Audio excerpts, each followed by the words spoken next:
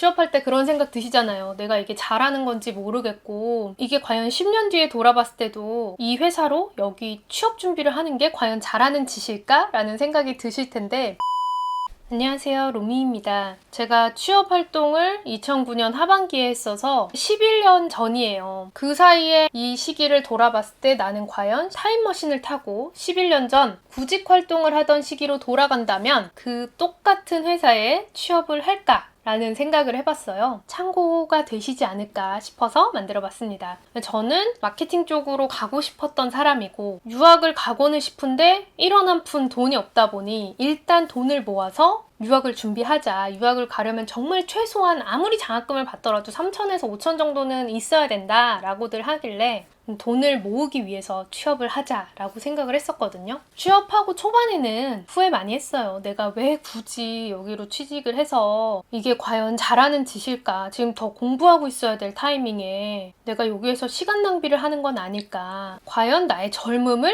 여기에 허비하고 있는 게 맞는 걸까? 이런 생각 드시잖아요. 제가 만약 취업을 하지 않았다면 그때 할 수 있는 선택지라고는 대학원에 간다. 한국 대학원이 무료로 할 수 있을 테니까요. 외국 대학원을 준비하면서 뭐 아르바이트 같은 걸 한다. 어학연수 같은 걸 갔다 온다. 아예 사업을 한다. 등등 여러 가지를 생각해봤을 때 저는 그때 가진 게 1원 한 푼 없었고 그냥 부모님 집에 작은 방 한 칸에 얹혀 사는 사실 입장이고 해봤자 돈을 벌든 공부를 하든 어쨌든 돈은 드는 상황에 그나마 제일 돈을 많이 벌 수 있는 방법이 취직이었어요. 그때 세계 여행을 몇 년 동안 한 친구도 있고요. 대학원에 갔다가 유학을 다녀온 친구들도 있고요. 아예 박사를 한 친구들도 있고요. 친구들의 진로는 굉장히 다양한데 일단 제가 할 수 있던 돈이 없는 그 상황에서는 박사까지 뭐 공부를 한다? 그건 말도 안 되는 거고요. 일단 저는 공부는 좋아했거든요. 그게 그냥 공부만 좋아한다고 되는 게 아니잖아요. 그 학비는 누가 될 거며 아무리 장학금을 받는다 한들 먹고도 살아야 되는데 게다가 공부를 하는 게 나의 미래를 책임져 주는 것까지는 또 아니고 한국에서 인정을 받으려면 국내에서 박사까지 해봤자 그거보다는 해외 갔다 오는 게 낫고 그런 여러 가지 신경 쓸 게 많잖아요. 그러면서 회사 생활 하다가 이제 빨리 그만두는 친구들도 있었고 계속 버틴 친구들도 있고 이직을 잘 해나가는 친구들도 있고 아예 공무원을 하고 공기업으로 가는 친구들의 모습들도 다 봤는데 제가 당시에 고민했던 포인트 중에 하나가 네임밸류가 좋은 곳으로 갈 것이냐 연봉이 더 높은 곳으로 갈 것이냐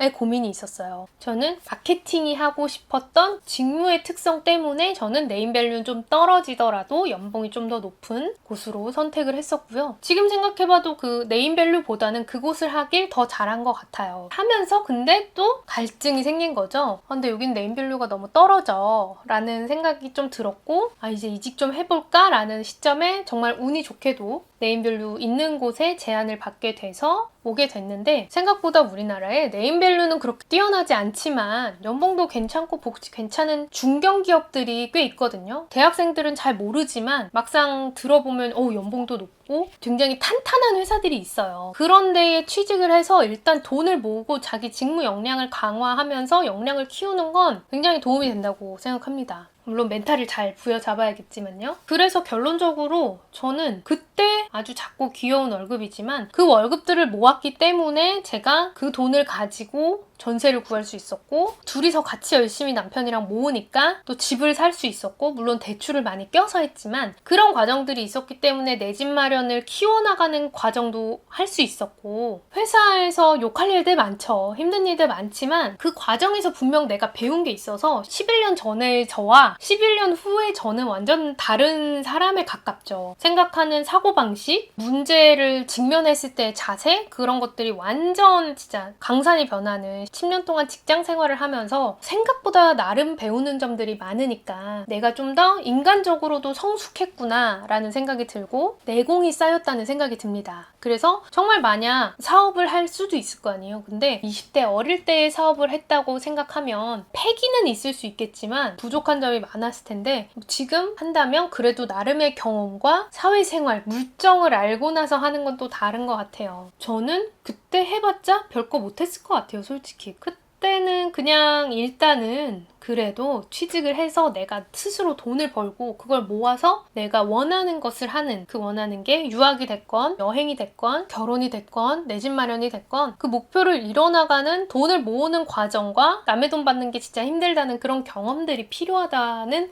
생각이 들고요. 꼰대 같지만. 그래서 저는 만약 11년 전으로 돌아가더라도 그때 그 선택을 하길 잘했다 라는 생각이 들고요. 반면에 이제 유학 준비를 그래도 좀 제대로 할 걸 그랬나 라는 생각은 조금 들어요. 근데 그러지 않았기 때문에 우리 남편하고 결혼을 했고 또 너무나 예쁜 아이를 낳았기 때문에 지금 이 상황에서 내가 할 수 있는 최선을 다하자 로 살아가는 거지. 그때 그 순간에 그랬으면 안 됐는데 막 나의 젊음을 회사가 다 빼앗아 갔어. 그렇게 생각해서는 인생에 도움되는 게 1도 없는 것 같아요. 그래서 저는 주변의 동생들이 취업을 고민할 때 취업 과정을 한번 겪어보고 회사도 다녀봐야 나한테 회사 생활이 버틸만한지, 돈을 버는 거의 장점보다 회사 다니는 거의 단점이 더 큰지 작은지를 직접 맞닥뜨려 보고 경험을 해야 본인의 방향을 또 찾을 수 있는 거죠. 취업 활동으로 힘드신 분들께 회사 다녀봤자 힘들어, 이런 너무 부정적인 이야기들만 귀에 담지 마시고 내가 스스로 돈을 벌어서 내 자유시간들, 퇴근 후와 주말을 통제할 수 있다는 것,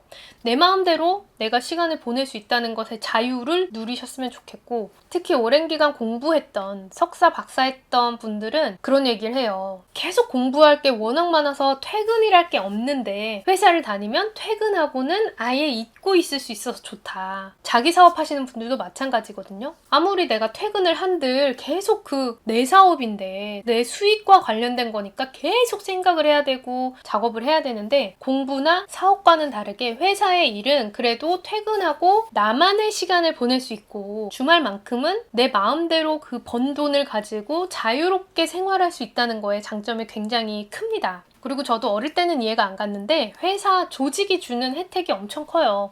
너무 아플 때 병가를 낼 수도 있고 필요할 때 연차들을 낼 수도 있고 대출해서 혜택을 받는다거나 학자금 지원을 받는 등 복지적인 측면, 이 조직에서의 주는 측면이 정말 크고, 내가 뭔가 실수를 하더라도 업무적으로 좀 부족한 면이 생기더라도 조직으로서의 보완이 되는 면이 있고, 물론 반면에 굉장히 특출나더라도 조직 안에서 있는 거여서 큰 인센티브를 받기 힘들고 뭐 이런 구조적인 특징은 있지만, 일단 회사 안에 들어오면 그 안정감은 확실히 있다고 생각하고요. 입사보다 퇴사가 힘들다고 하죠. 왜 힘들겠어요? 주는 게 좋으니까, 좋은 혜택들을 주니까 그 퇴사 버리기가 힘든 거지. 물론 어려운 점들이 있고, 특히 잃은 거, 건강을 많이 잃었죠. 몸은 굉장히 안 좋아진 면들이 있어요. 그런데 그런 건강은 나 스스로가 관리하는 측면이면 되는 거지, 돈이 없어서 불편함이 생기는 것보다는 돈 버느라 좀 힘든 게 훨씬 나은 것 같아서 계속 직장 생활을 유지하고 있습니다. 제 지인 하나는 희망퇴직을 받아서 신청해서 빨리 퇴사를 했는데 나의 젊음을 너무 낭비했다라는 생각이 좀 아쉬워하더라고요. 근데 저는 물론 그 생각이 아예 없지는 않지만 회사 생활을 하면서 하는 게 제일 좋은 것 같아요. 제 친구 하나도 파워블로거였는데 회사 다니면서 그거를 놓았었거든요. 그거에 대해서 좀 아쉬워하더라고요. 지금도 유튜브가 내가 뭐 대단하게 돈을 벌거나 대단한 유튜버가 되지 않더라도 유튜브, 블로그, 인스타그램 뭐 할 수 있는 채널 진짜 많잖아요. 그런데 내 관심사를 계속 올리면서 꾸준히 이어가면 그것도 나름의 커리어가 될 수 있고 나의 스토리가 될 수 있어서 그것들이 어떻게 계속 연장이 될지 모르는 거거든요. 저도 진짜 제가 육아책을 쓰고 직장 생활에 대한 책을 쓰게 될 줄은 정말 꿈도 못 꿨는데, 이런 걸로 이어진 거는 이렇게 주말 시간을 활용해서 대단하게 뭐 직업까지는 아니더라도 내가 자아 실현을 하는,